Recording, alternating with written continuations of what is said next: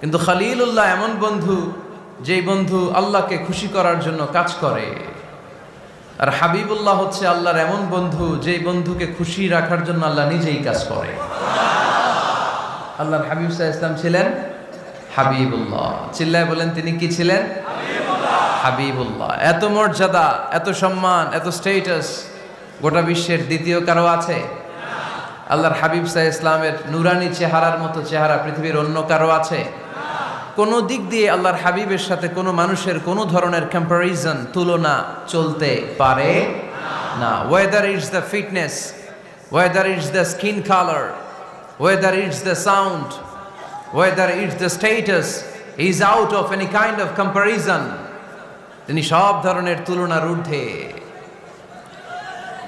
As a father, as a teacher, as a commander,